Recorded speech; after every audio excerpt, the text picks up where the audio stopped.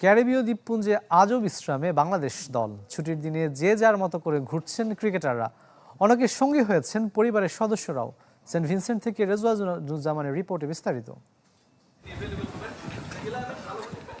অখণ্ড অবসরের সুযোগ নেই, প্রতিদিনই হয় অনুশীলন, নয় ম্যাচ, অথবা এক শহর বা দেশ থেকে আরেক দেশে যাত্রা। বিশ্বকাপ অভিযান এমন ব্যস্ততার মধ্যেই চলছে বাংলাদেশ দলের। ব্যস্ততা থেকে সেন্ট ভিনসেন্টে একটা দিন অখণ্ড অবসর মিলেছিল ক্রিকেটারদের।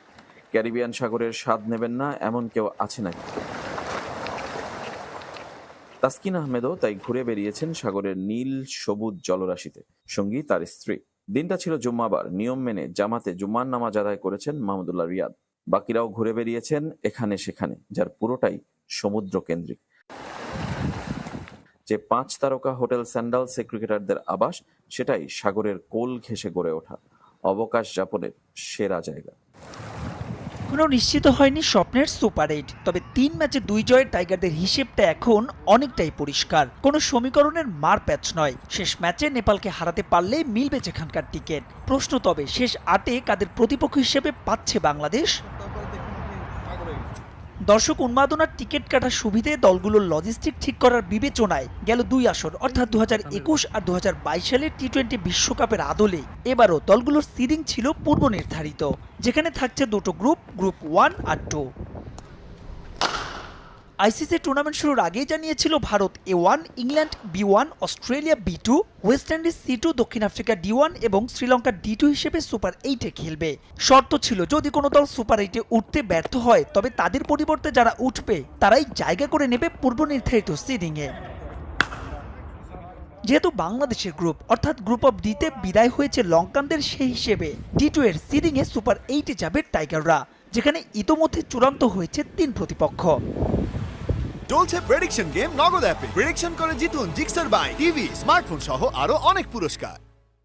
সি গ্রুপে নিউজিল্যান্ডকে আফগানিস্তান বিদায় করে দেয় ফিক্সচার অনুযায়ী ভারত, অস্ট্রেলিয়া আর আফগানদের গ্রুপ 1-এ পাবে টাইগাররা, কিন্তু সেখানে আছে টানা ম্যাচের ধকল।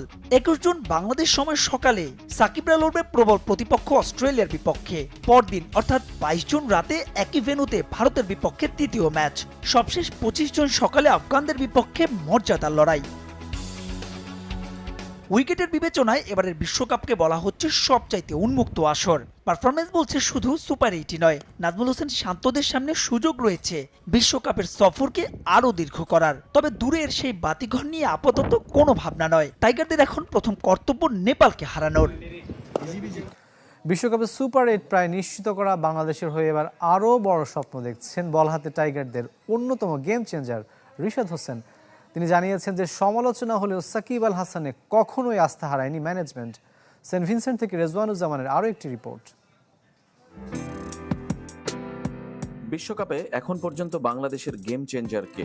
7 উইকেট নেয়া রিশাদ হোসেন, নাকি 4 উইকেটের সাথে 47 ডট বল দেয়া মোস্তাফিজুর রহমান?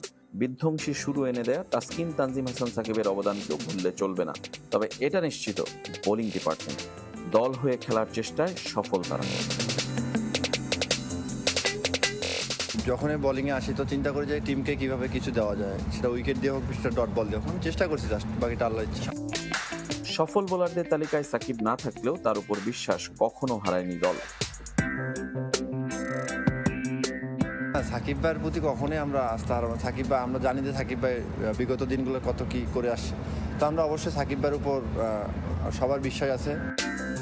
রিশাদ নিজেই তো এই দলে নিশ্চিত ছিলেন না, সবার বিশ্বাসে প্রতিদান দিচ্ছেন এখন।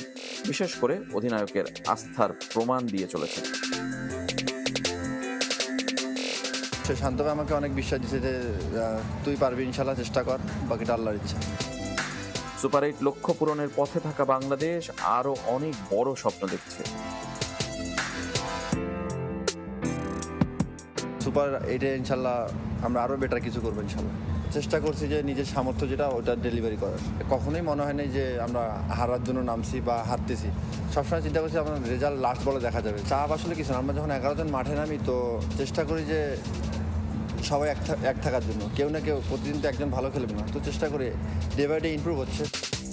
বিশ্বকাপে রিশাদের সাহসী বোলিং সাহস দিচ্ছে পুরো দলকে। ম্যাচে নেদারল্যান্ডসের বিপক্ষে জয় তুলে নিয়ে সুপার 8-এর পথ অনেকটা সুগম করেছে বাংলাদেশ। এ ম্যাচের নানা বিষয় নিয়ে টাইগারদের প্রশংসায় ভাসিয়েছেন পাকিস্তানের সাবেক তারকা ক্রিকেটাররা। পাকিস্তানের একটি বিশ্বকাপ বিশ্লেষণ শোতে বিশ্বকাপের নানা বিষয়ে আলোচনা করেছেন সাবেক কিংবদন্তি ক্রিকেটাররা। নেদারল্যান্ডসের বিপক্ষে বাংলাদেশ দলের সিনিয়র ক্রিকেটারদের পারফরম্যান্সে মুগ্ধ পাকিস্তানের সাবেক ক্রিকেটার ইউনিস খান। নেদারল্যান্ডসের বিপক্ষে রান তাড়া করতে হলে লাল সবুজের জন্য জয় পাওয়া কঠিন হতে পারত বলেও মন্তব্য করেন তিনি। আমার মনে হয় ইউএসএতে ওরা যেভাবে খেলেছে তাদের জন্য ওটা কঠিন ছিল। কিছু ম্যাচে ওরা খুব ক্লোজ ছিল, সে অভিজ্ঞতা ওদের কাজে লেগেছে। তবে ওরা যদি টস জিতে আগে বোলিং নিত, পরে রান তাড়া করতে যেত, সেক্ষেত্রে বাংলাদেশের জন্য জয় পাওয়া কঠিন হতে পারত।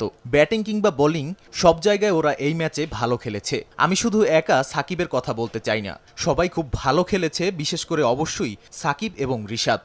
এদিকে দীর্ঘদিন পরে লাল সবুজের এমন পারফরমেন্স দেখে নিজের মুগ্ধতার কথা প্রকাশ করেছেন মোহাম্মদ হাফেজ। বিশেষ করে সাকিবকে প্রশংসায় ভাসান তিনি। তবে বাংলাদেশের এই মুহূর্তে সবচেয়ে বড় চ্যালেঞ্জ হিসেবে ব্যাটিংকে দেখছেন এই তারকা ক্রিকেটার। ব্যাটিংয়ে আরও উন্নতি করতে পারলে যে কাউকেই বাংলাদেশ চ্যালেঞ্জ জানাতে পারবে বলেও মনে করেন তিনি। সাকিব আসার সঙ্গে সঙ্গে নিজের শট খেলেছে। সাকিব অনবদ্য ক্রিকেটার। সাকিব যখন পারফরমেন্স করে তখন দল জেতে। ইম্প্যাক্টফুল ক্রিকেট খেলা জরুরি, যেখানে আপনার পারফরমেন্স দলকে জয় এনে দেয়। ওরা এই ম্যাচে সেই কাজটাই করেছে। ওরা যে কোনো বড় টিমকে চ্যালেঞ্জ জানাতে পারে, শুধু ওদের ব্যাটিংয়ে আরও ভালো করতে হবে। এছাড়া সঠিক সময়ে দলের কম্বিনেশনের জন্য রিশাদের উপর ভরসা রাখায় বাংলাদেশ টিম ম্যানেজমেন্টকে প্রশংসায় ভাসান হাফেজ। রিশাদ আসায় মিডল অর্ডারে বাংলাদেশের উইকেট টেকিং ক্ষমতা বেড়েছে বলেও মনে করেন তিনি। আমরা জানি এই ফরম্যাটে মিডল অর্ডারে উইকেট নেওয়াটা কতটা জরুরি। যখন কোনো বোলার মিডল অর্ডারে উইকেট নেয়, সে দলের জন্য জয় পাওয়াটা অনেক সহজ হয়। আমি এটির জন্য বাংলাদেশ টিম ম্যানেজমেন্টকে ধন্যবাদ দিতে চাই। ওরা যেভাবে রিশাদের উপর ভরসা রেখেছে সত্যি প্রশংসনীয়। 17 জুন নেপালের বিপক্ষে ম্যাচ দিয়ে বিশ্বকাপের গ্রুপ পর্বের যাত্রা শেষ করবে বাংলাদেশ। তাদের বিপক্ষে জয় পেলে সুপার 8 নিশ্চিত হবে টাইগারদের। ভালো ফিল্ডিং করছে, ভালো ব্যাটিং করছে, সবগুলো ঠিক ছিল। আলহামদুলিল্লাহ বাংলাদেশ ছেলেরা খুবই ভালো খেলেছে। সবচেয়ে আনন্দের বিষয় হচ্ছে যে এরকম একটা খেলা এরকম এত ভালো খেলেছে। ইট ওয়াজ এ টিম এফর্ট। সবার খেলাই ভালো ছিল, সাকিবের খেলা আজকে অনেক ভালো খেলেছে, খুবই ভালো খেলেছে। ইনশাআল্লাহ নেপালের সাথে জিতবে, আবারও খেলা দেখতে আসবো ইনশাআল্লাহ। ভিনদেশীদের সমর্থনেও এগিয়ে Bangladesh. Mahmudillah, I love to see him. He's one of my favorite of all times. Shakib Al Hassan, he was good. Finals India Bangladesh. ঈদের দিন সকালে নেপালের বিপক্ষে মাঠে নামবে বাংলাদেশ। সুপার 8 নিশ্চিত হয়ে গেছে টাইগারদের, কারণ সাউথ আফ্রিকার বিপক্ষে ম্যাচটি হেরে গেছে নেপাল। দর্শক, সুপার 8-এ বাংলাদেশের প্রতিপক্ষ থাকবে ইন্ডিয়া, অস্ট্রেলিয়া, আফগানিস্তান। দর্শক, ক্রিকেটের সকল খবর পেতে আমাদের চ্যানেলটি সাবস্ক্রাইব করে রাখুন।